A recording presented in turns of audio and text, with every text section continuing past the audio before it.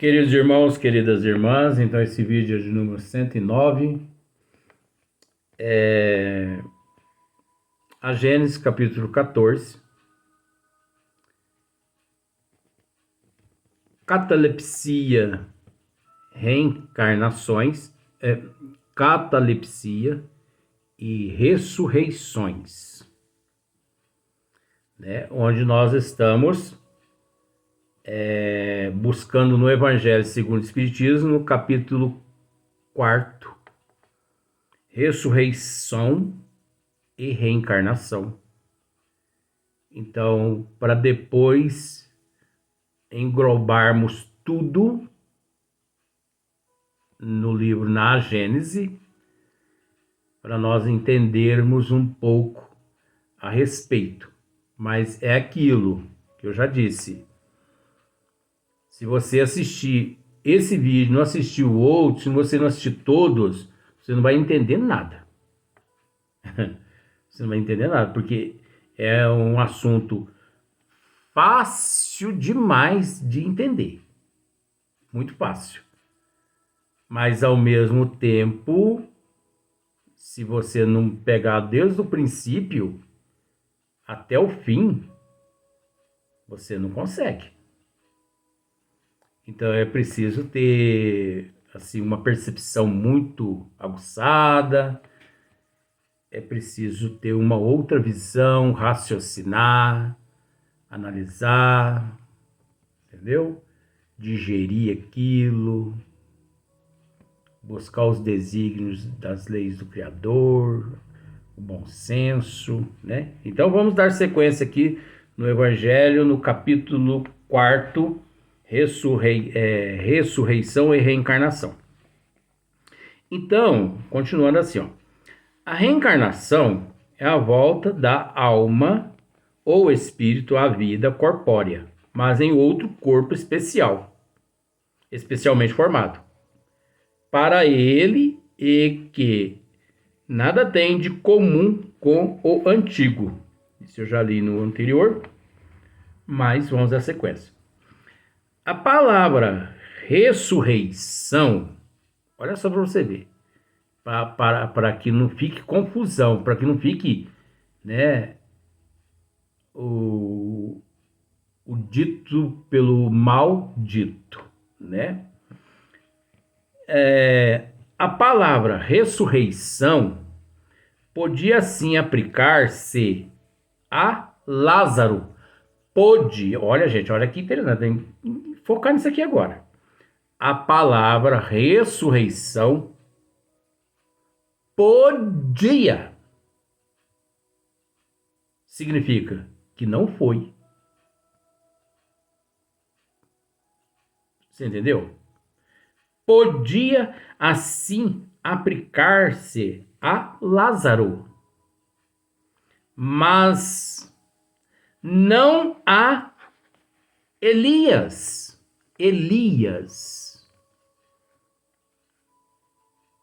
nem aos outros profetas. Por quê? Porque Elias primeiro, depois João Batista. João Batista era o espírito de Elias reencarnado. Então, olha só para você ver aqui, ó. Elias, nem aos outros profetas, se, portanto, segundo a crença deles, se, portanto, segundo a crença deles, João Batista era Elias, né? O corpo de João não podia ser o de Elias. O corpo orgânico, né? Pois que João fora visto criança e seus pais eram conhecidos. João, pois podia ser Elias reencarnado, porém não ressuscitado.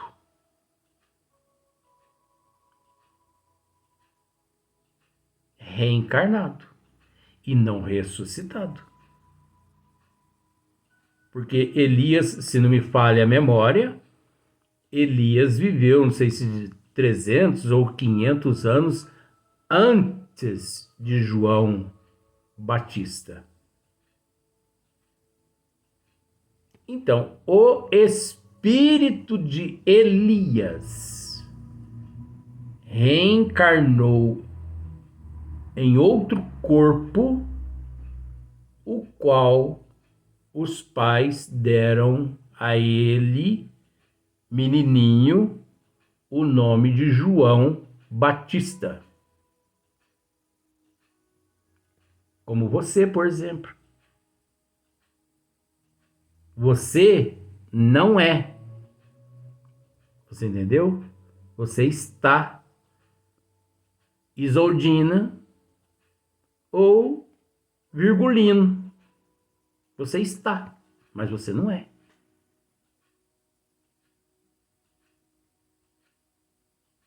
Te deram esse nome. Te deram esse nome. Esse nome é uma identidade. Então, agora aqui já entra partes, são versículos extraídos dos evangelhos. Deixa eu ver se aqui mostra de qual de João, né? Que aqui está São João, capítulo 3, 10, 1 a 12.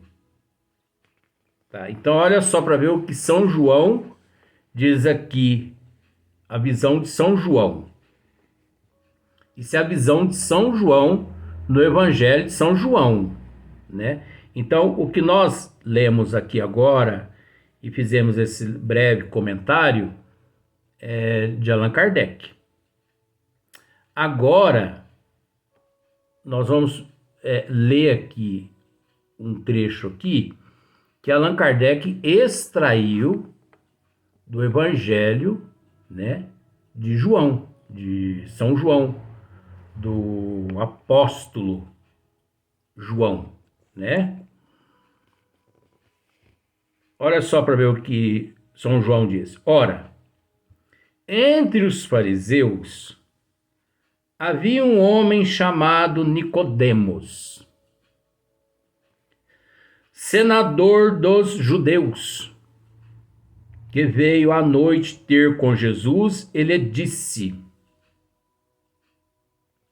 Mestre, sabemos que viestes da parte de Deus para nos instruir como um doutor, porquanto ninguém poderia fazer os milagres que fazes se Deus não estivesse com ele.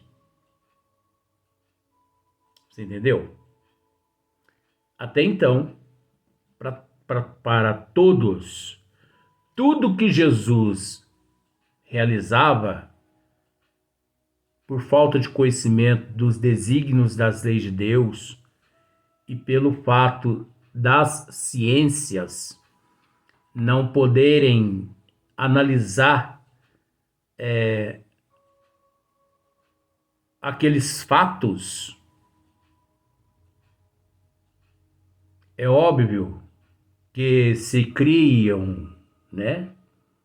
Todo mundo acreditava que, de fato, tudo que Jesus realizava naquela época era milagre. Era o sobrenatural. Era o maravilhoso. O miraculoso. Mas de milagre, Jesus não realizou milagre em momento algum. Jesus nunca foi um sobrenatural. Jesus nunca foi sobrenatural. E sim, dotado de todos os elementos que condiz com os desígnios das leis do Criador, que significa fenômenos naturais. Fenômenos naturais, das leis, da natureza de Deus que Jesus continha. Então, Jesus lhe respondeu: em verdade, te digo, ninguém pode ver o reino de Deus se não nascer de novo. João anotou isso aqui. Continuando. Disse-lhe Nicodemos: como pode nascer um homem já velho? Como pode nascer um homem já velho? Pode tornar a entrar no ventre de sua mãe para nascer segunda vez? Como? Ué, tem alguma coisa errada aí, mestre? Né? Como pode nascer um homem já velho? Pode tomar a entrar no ventre de sua mãe para nascer segunda vez?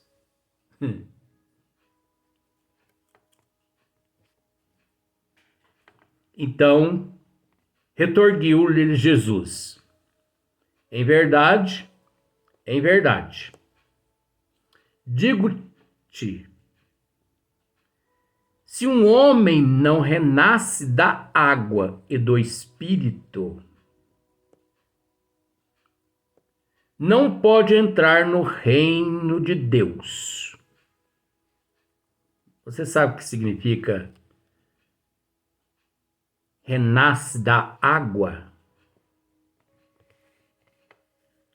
Você sabe que água é essa? Essa água chama-se o líquido amniótico. Aquele elemento qual existe no útero da mulher.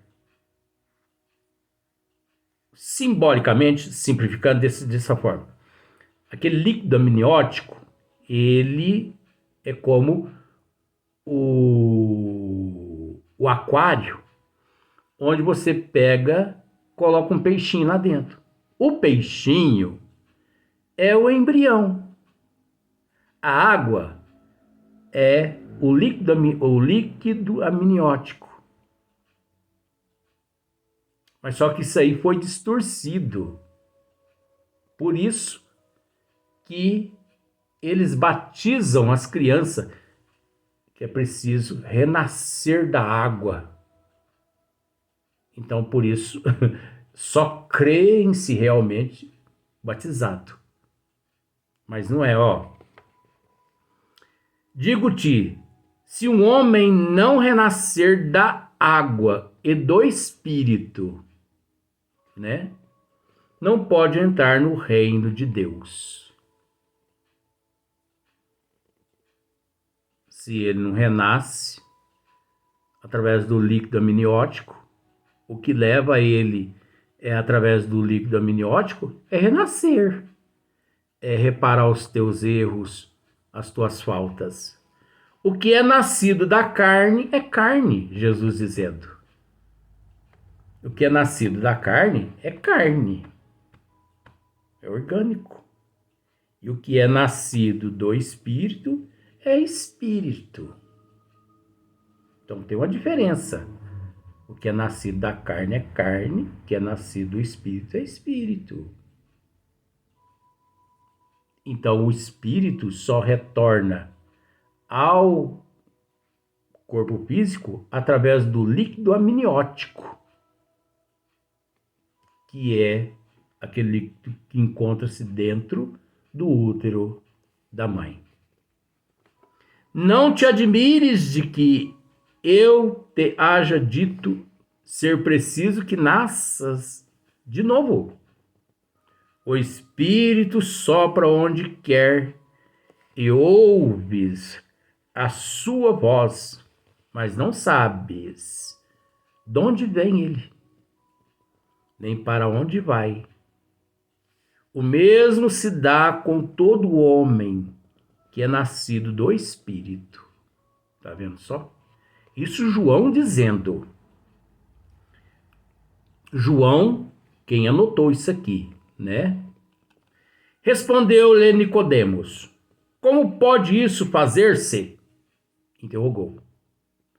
Jesus lhe observou: pois que és mestre em Israel e ignoras estas coisas? Como se diz assim, ué, és mestres em Israel e ignora estas coisas? Que mestre és tu?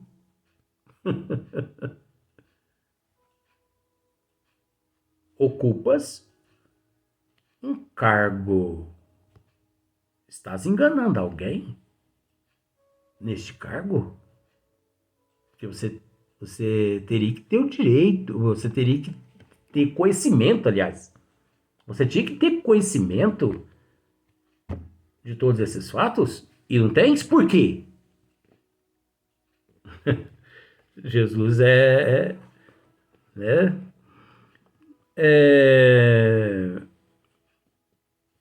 Digo-te em verdade que não dizemos senão o que sabemos e que não damos testemunho. Jesus continua dizendo, senão do que temos visto.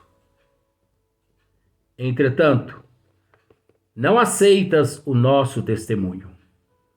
Mas se não me credes quando vos falo das coisas da terra, como me crereis quando vos fale das coisas do céu? João capítulo 3, versículo 1 a 12. Então, só para você ver.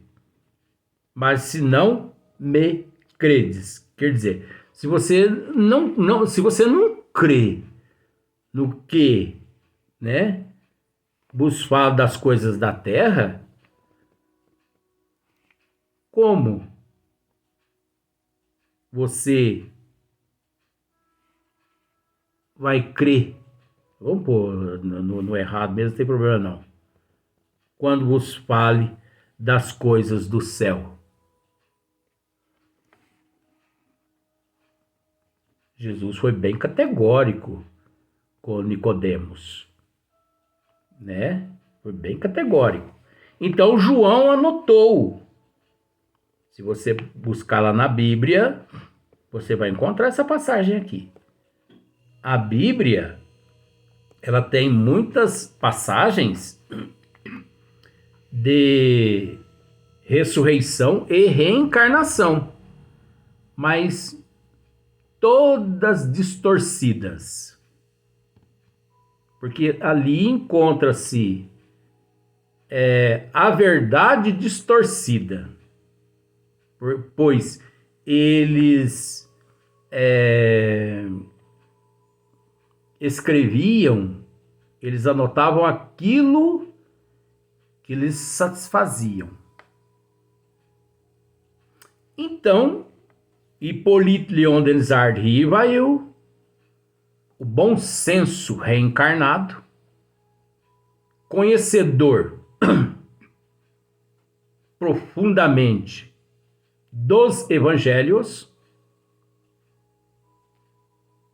ele selecionou esses versículos, né, nesses capítulos, esses versículos mais condizentes à realidade. Porque o resto, com todo o respeito, o termo já diz tudo, resto, né? Então aqui Kardec tece um comentário agora, olha para você ver, ó. A ideia de que João Batista era Elias, a ideia de que João Batista era Elias e de que os profetas podiam reviver na terra se nos depara em muitas passagens dos evangelhos. É o que nós estamos dizendo aqui agora. Só que tem muitas distorções. A ideia de que João Batista era Elias e de que os profetas podiam reviver na terra se nos depara em muitas passagens dos evangelhos. Porque existiram vários evangelhos. Notadamente, nas acima reproduzidas, no número 1, 2, 3. Se fosse errônea essa crença, Jesus não houvera deixado de a combater, como combateu tantas outras. Longe disso, ele a sanciona com toda a sua autoridade e a põe por princípio e como condição necessária quando diz: ninguém pode ver o reino de Deus se não nascer de novo. E insiste acrescentando: não te admires de que eu te haja dito ser preciso nasças de novo. Olha só. E insiste acrescentando: não te admires de que eu te haja dito ser preciso nasças de novo. Então, como se diz, não se admires, porque isso é lei. Isso é lei imutável. Isso é lei de Deus, que faz parte da natureza de Deus, que independe do homem, que independe do ser que se encontra em processo de evolução. Ah, mas então quer dizer que não existe, então, respeito pelo livre-arbítrio. Então não existe o livre-arbítrio, porque o livre-arbítrio... É engraçado que as trevas, elas buscam tudo quanto é coisa para poder mexer, né? O livre-arbítrio não foi concedido ao ser justamente para que ele pudesse ter o direito de escolha. Não. O livre-arbítrio ele não foi concedido. Foi concedido os meios para que o indivíduo conquistasse. E outra coisa também.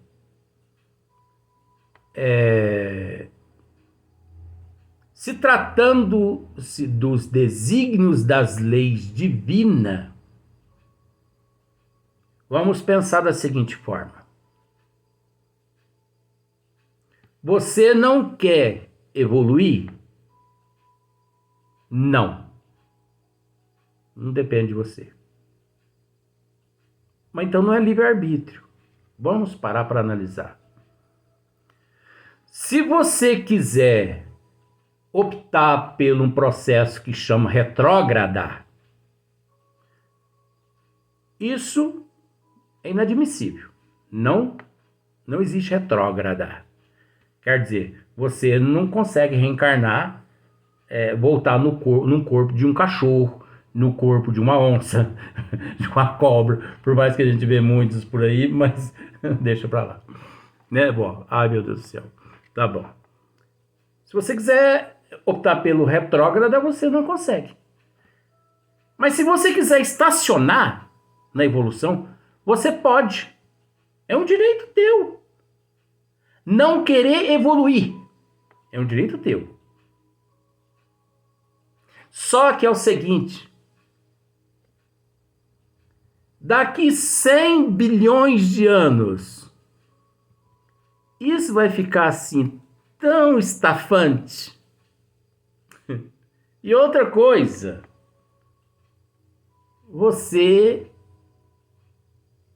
nós temos que entender que o progresso faz parte da lei do trabalho e o trabalho faz parte da lei do progresso.